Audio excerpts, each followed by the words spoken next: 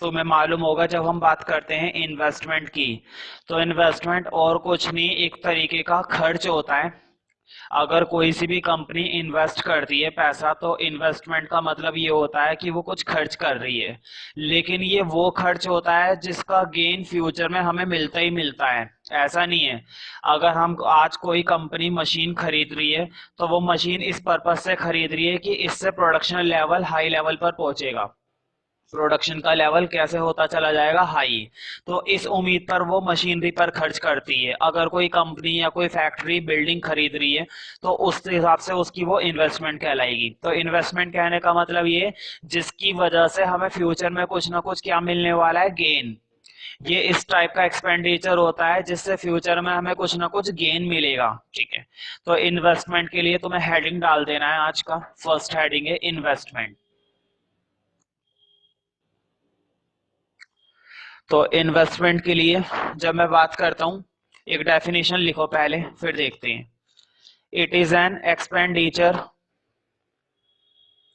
It is an expenditure made on purchase, it is an expenditure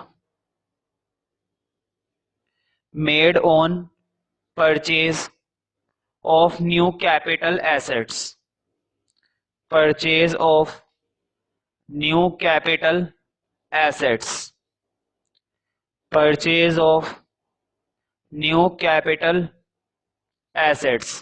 कहने का मतलब ये एक ऐसा एक्सपेंडिचर है जिसको हमने नई कैपिटल एसेट्स खरीदने में खर्च कर दिया है। और किस तरह की कैपिटल एसेट्स हमने खरीदी होंगी, लिखो। For example, machines, tools, inventories,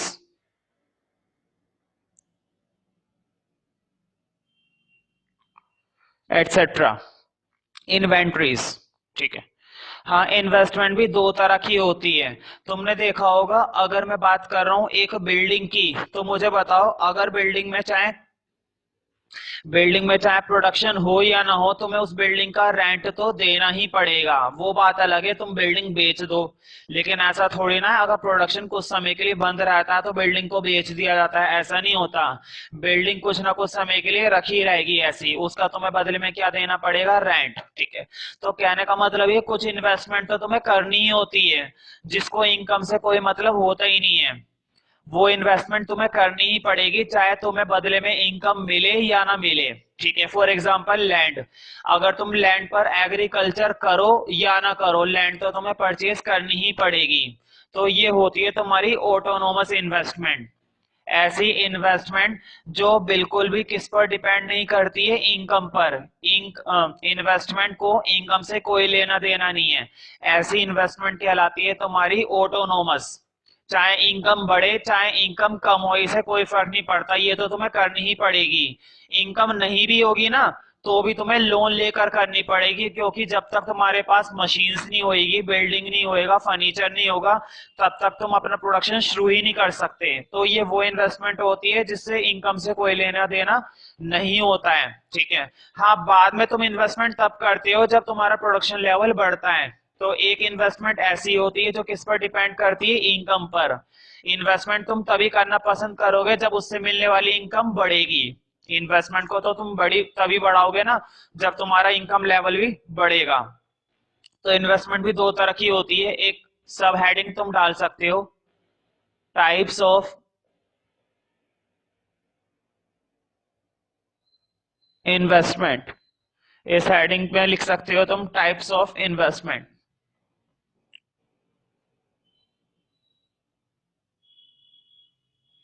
हाँ, कैपिटल ए लिखो। पहला टाइप है तुम्हारा इंड्यूस्ड इन्वेस्टमेंट। Induced investment. हाँ, इंड्यूस्ड इन्वेस्टमेंट के लिए लिखो इंड्यूस्ड इन्वेस्टमेंट। इस वर्ड का नाम है ना इंड्यूस्ड, इसलिए पड़ा हुआ है। इंड्यूस्ड का मतलब होता है इनकम की वजह से इन्वेस्टमेंट को इंड्यूस किया जाता है, उस पर फोर्स डाला जाता है कि इन्वेस्टमेंट करो। भाई एक कंपनी या एक कंपनी का ओनर या कोई भी व्यक्ति इन्वेस्टमेंट करने के लिए तभी तो तैयार होता है जब उसको बदले में क्या दिखेगी, इनकम। जब कोई इनकम का सोर्स ही नहीं है तब वो इन्वेस्टमेंट भी क्यों करेगा, ठीक है। तो इंड्यूस्ड का मतलब यही है, ये इन्वेस्टमेंट इंड्यूस्ड होती है किसकी वजह से, इनकम की वजह से। इनकम इसको खूब इंड्यूस करती है, फोर्स डालती है इस पर। लेकिन एक इन्वेस्टमेंट होती है ऑटोनोमस, उस इन्वेस्टमेंट को कोई फर्क नहीं पड़ता चाहे इनकम हो या ना हो फैक्ट्री की, वो इन्वेस्टमेंट तो तुम्हें करनी ही पड़ेगी। तो इंड्यूस के लिए लिखना, when investment, when investment, main investment made with the motive of, मतलब जब किसी भी कंपनी का मोटिव होता है इनकम अर्न करना या अपने प्रॉफिट को अर्न करना, तो इस तरह की इन्वेस्टमेंट कहलाती है induced investment. When investment made with the motive of, made with the motive, motive मतलब उद्देश्य, made with the motive of earning profit, जब तुम्हारा उद्देश्य है प्रॉफिट कमाना, made with the motive of earning profit, made with the profit of, made with the profit of earning, made with the motive of earning profit, ठीक है। by the private sector, by the private sector, by the private sector, if national income rises, if national income rises, if national income rises, induced investment also rises, induced investment also rises। कहने का मतलब ये कि जो induced investment होती है वो पूरा पूरा किस पर डिपेंड करती है, इनकम पर। अगर नेशनल इनकम बढ़ेगी तो इंड्यूस्ड इन्वेस्टमेंट भी बढ़ेगी और गारंटीड बढ़ेगी, ठीक है। तो मैं ये लिखवा रहा हूं, if national income rises induced investment also rises, ठीक है। तो मतलब इनकम के साथ साथ इन्वेस्टमेंट बढ़ती है, इसलिए जो इंड्यूस्ड इन्वेस्टमेंट का कर्व होता है वो कर्व ऐसे जाता है, उस कर्व की जो शेप है वो बिल्कुल नॉर्मल है। तुम्हें एक एक्सिस पर तो दिखाना है इनकम, एक एक्सिस पर हमने क्या रिप्रेजेंट कर रखी है, कंट्री की इनकम मतलब नेशनल इनकम, और एक एक्सिस पर दिखाई है इन्वेस्टमेंट। तो मुझे बताओ जैसे जैसे इनकम बढ़ रही है वैसे वैसे क्या बढ़ रही है, इन्वेस्टमेंट, ठीक है। मान लो पहले इन्वेस्टमेंट थी 10, फिर वो इनकम थी 10, फिर हुई 20, फिर 30, और इसी तरह से क्या बढ़ती चली जा रही है, इन्वेस्टमेंट 10, 20, 30। तो बताओ पॉइंट ऐसे मिलते चले जाएंगे ना, इसका मतलब इसका जो कर्व बनता है वो एक स्ट्रेट लाइन बनता है और वो भी ऊपर की तरफ। इसका मतलब ये हुआ कि इनकम बढ़ेगी तो इन्वेस्टमेंट भी बढ़ेगी। तो ये कर्व है तुम्हारा इंड्यूस्ड इन्वेस्टमेंट का, इंड्यूस्ड इन्वेस्टमेंट, ये होती है कंट्री की इंड्यूस्ड इन्वेस्टमेंट, जो हमेशा किस पर डिपेंड करती है, इनकम पर। हाँ, इसके अलावा होती है ऑटोनोमस इन्वेस्टमेंट। ऑटोनोमस इन्वेस्टमेंट कहने का मतलब ऐसी इन्वेस्टमेंट जिसे इनकम से कोई लेना देना नहीं होता, जो नॉर्मली उसे करनी ही पड़ती है, ठीक है। तो इसके बारे में बाद में देखेंगे, अभी टॉपिक बदल दिया है। नेक्स्ट टॉपिक है तुम्हारा equilibrium level of income output employment, कि कब इक्विलिब्रियम होगा वो देखना है।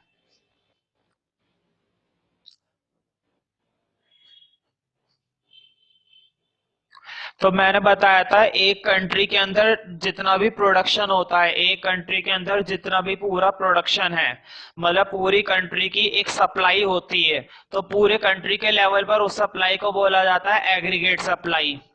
मतलब जो एक फैक्ट्री की बात करते हैं उसने जो माल बना रखा है वो है सप्लाई, और पूरे कंट्री के अंदर की बात कर रहे हैं तो वो है एग्रीगेट सप्लाई। एग्रीगेट मतलब पूरी कंट्री के लिए। तो देखो पूरी कंट्री के अंदर जितने भी कंज्यूमर रहते हैं उन्होंने भी तो डिमांड करी है, लेकिन ये मानी जाएगी एग्रीगेट डिमांड। मान लो एक देश के अंदर बहुत सारा उत्पादन किया गया था, बहुत सारा प्रोडक्शन बनाया गया, बहुत सारा आउटपुट बनाया गया, ये लगा लो कि इतनी सप्लाई थी, कम से कम 10 करोड़ टन के आसपास इतना प्रोडक्शन था। लेकिन इस साल सिर्फ डिमांड रही है लोगों की 8 करोड़ टन। तो मुझे बताओ कुछ आउटपुट बच जाएगा ना। सप्लाई काफी थी, इस साल लोगों ने खूब माल बना के रखा था, पूरे देश का माल था 10 करोड़ टन के आसपास, और लोगों ने डिमांड करी है सिर्फ कंज्यूमर ने 8 करोड़ टन। तो बताओ कुछ माल बच जाएगा, कुछ गुड्स ऐसे हैं जो बिकेंगे नहीं। ठीक है, तो मुझे बताओ यहाँ पर एग्रीगेट सप्लाई ज्यादा है ना एग्रीगेट डिमांड से, और उल्टा भी केस हो सकता है एक कंट्री के अंदर उतना बनाया नहीं गया था जितने की डिमांड हुई, उतना उस कंट्री ने प्रोडक्शन ही नहीं करा था जितने की क्या हुई है डिमांड। तो ऐसे में भी दिक्कत है। ऐसे में क्या होगा, कुछ बायर्स को मना करना पड़ेगा कि हमारे पास गुड्स नहीं है। ठीक है, कुछ बायर्स को मना करना पड़ जाएगा। ठीक है, तो बताओ इक्विलिब्रियम कब होना ठीक रहेगा, जब ये दोनों क्या होंगे, बराबर। तुम्हें याद होगा मैंने माइक्रो में भी तभी बताया था कि प्रोड्यूसर सप्लाई के अंदर मार्केट में इक्विलिब्रियम तभी होता है जब डिमांड किसके बराबर हो जाती है, सप्लाई के। वहां पर माइक्रो है तो यहाँ पर मैक्रो है, तो फर्क यहाँ पर आ गया एग्रीगेट का। यहाँ पर एग्रीगेट सप्लाई बराबर हो जाती है एग्रीगेट डिमांड के, तब माना जाता है इक्विलिब्रियम, अदरवाइज इक्विलिब्रियम नहीं होगा कभी भी। ठीक है, तो जब सप्लाई ज्यादा है तो भी दिक्कत है, और जब डिमांड ज्यादा है तो भी दिक्कत है। ठीक है, इक्विलिब्रियम होता है जब ये दोनों टर्म्स आपस में कैसी हो जाती हैं, इक्वल। तो देखो नेक्स्ट हेडिंग तो मैं ये डालना है अब कि अगर इक्विलिब्रियम है तो कैसे निकलेगा। तो हेडिंग डाल दो, नेक्स्ट हेडिंग है इक्विलिब्रियम लेवल ऑफ इनकम।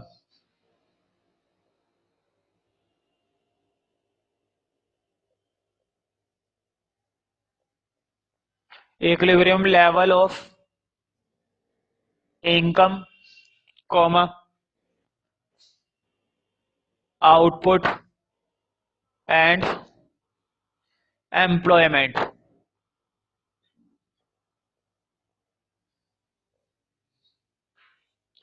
ठीक है, मतलब इक्विलिब्रियम लेवल इनकम का, आउटपुट का और एम्प्लॉयमेंट का।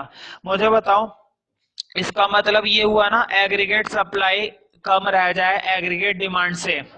लोग खूब डिमांड कर रहे हैं लेकिन हमारे पास इतनी सप्लाई है नहीं, तो मुझे बताओ और प्रोडक्शन करने की जरूरत है ना, और प्रोडक्शन करने में लग जाऊंगा, और प्रोडक्शन करने के लिए तुम्हें क्या चाहिएगा, लेबर फोर्स, लेबर चाहिए, कैपिटल चाहिए, मतलब टूल्स चाहिए, तुम्हारे पास रिसोर्सेज होने भी तो चाहिए। अगर तुम्हें इस सप्लाई को पूरा करना है तो तुम्हारे पास क्या होने चाहिए, रिसोर्सेज। तो उस रिसोर्सेज की जरूरत अब पड़ेगी जो पहले हमने इस्तेमाल नहीं करे थे। ठीक है, तो पहले दो मेथड हैं इसके लिए कि कैसे इक्विलिब्रियम लेकर आए। पहला मेथड है consumption plus investment approach. Consumption plus investment approach, मतलब इक्विलिब्रियम लाना है तो ये भी एक मेथड है। ठीक है, तुम्हें मालूम होगा एग्रीगेट डिमांड और एग्रीगेट क्या होने चाहिए, सप्लाई बराबर होने चाहिए। अगर हमें इक्विलिब्रियम लेकर आना है तो इन दोनों यूनिट को क्या होना चाहिए, बराबर। एग्रीगेट डिमांड का मतलब है जो कंज्यूमर ने कंजप्शन कर रखा है, और जो बचाया गया पार्ट है वो क्या कर रखा है, सेव। ठीक है, यही तो है। कंज्यूमर ने क्या करा है, एक तो कंजप्शन करा है और जो सेविंग करी है।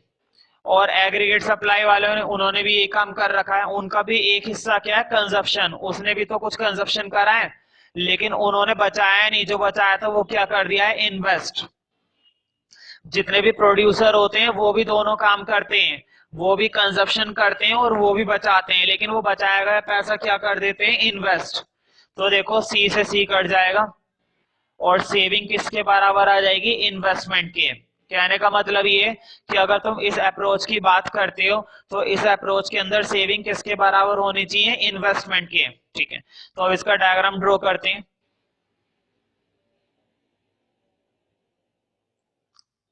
हाँ, डायग्राम ड्रॉ करने से पहले इस अप्रोच के आगे थोड़ा सा लिखना, लिखो अकॉर्डिंग टू केन्स, ये इकोनॉमिस्ट थे और ये अप्रोच इन्हीं के अकॉर्डिंग बताई गई है।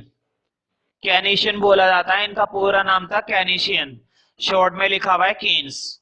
तो कीन्स ने ही consumption plus investment approach provide करी है। तो उसके लिए लिखो, according to Keynes equilibrium level of income is determined by, according to Keynes, equilibrium level of income is determined by, equilibrium level of income is determined by, is determined by that point, by that point where aggregate demand is equal to aggregate supply, where WHERE, where aggregate demand is equal to aggregate supply, where aggregate demand is equal to aggregate supply।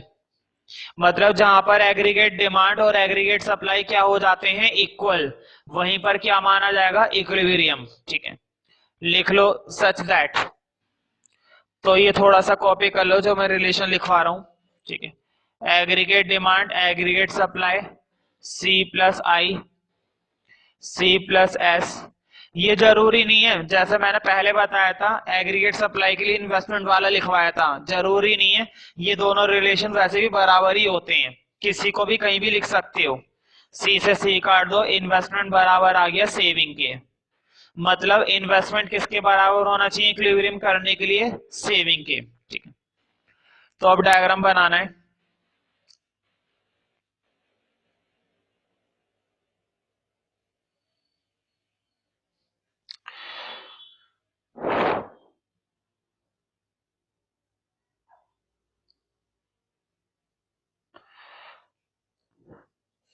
तो देखो, जब भी हम इस तरह के diagram बनाएंगे ना, बीच में एक 45 डिग्री की इक्वल लाइन तुम्हें ड्रॉ करनी है, और पर्टिकुलरली डी से तुम्हें ये एंगल ड्रॉ करना है। अभी तो हम रफली बना रहे हैं, 45 डिग्री का एंगल रफली बना लिया।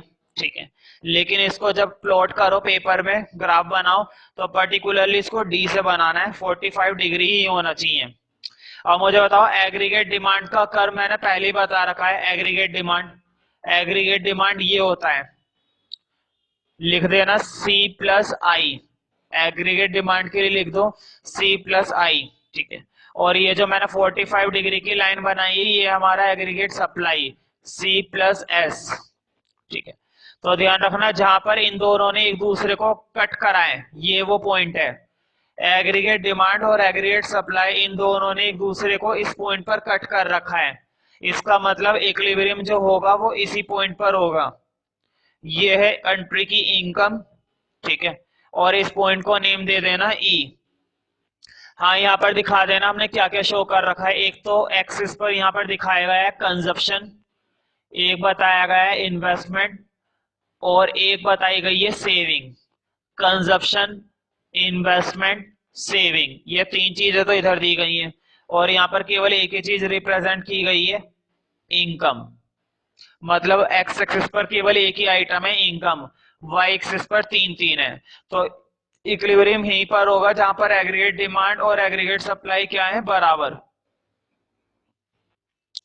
तो अब ग्राफ के बारे में थोड़ा सा लिखेंगे। हाँ, ग्राफ के नीचे लिखना, ग्राफ के नीचे नोट करो थोड़ा, लिखो in the above graph, in the above graph point E is the equilibrium point.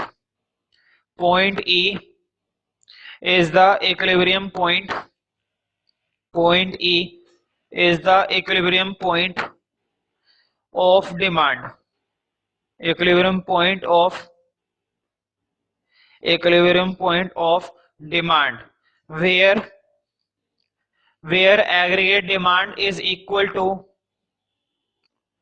where aggregate demand is equal to aggregate supply, where aggregate demand is equal to aggregate supply.